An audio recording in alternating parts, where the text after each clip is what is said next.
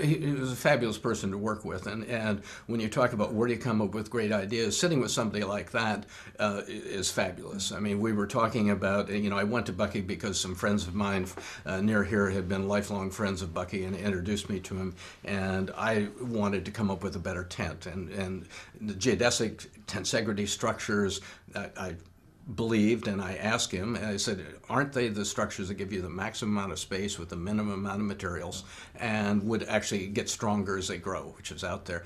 And he said, absolutely. And I said, that sounds like a backpacking tent. Bucky, would you design it for us? And he said, I'd love to do it, but I'm changing the world. That takes a lot of my time. If you can put a team together that I would mentor, then that would be great, and I would help you. Well, he did. We had people who loved Bucky who had followed him all around because we were in Berkeley, that was Bucky territory.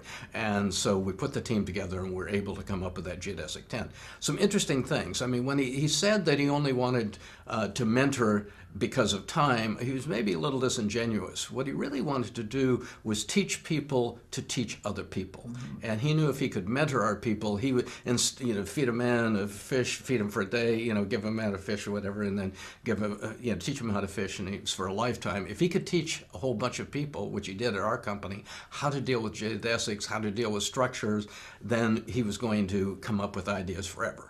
I mean, he told me one idea that was just a fabulous idea. We were over lunch trying to get the tent to market. And as you know, as somebody who's been a large company getting a product to market, it is not as simple as it seems.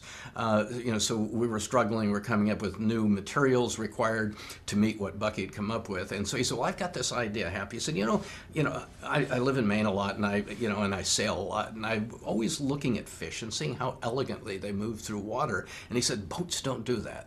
And I said, yeah, of course. And he said, but I figured out how to do it. And I said, what do you mean? He said, well, you make a boat that's more like a fish. What you do is you articulate the tail. And he said, you know that I'm in icosahedrons. I used to think icosahedrons were two parts, but now, and he showed me by putting straws on lines that you could make a continuous icosahedron that would become rigid if you did that. And he said, so you fill it with a little bit of fluid. I wonder, what's he talking about? He said, fill a little fluid, but not quite full. And then you put hose clamps at various intersections.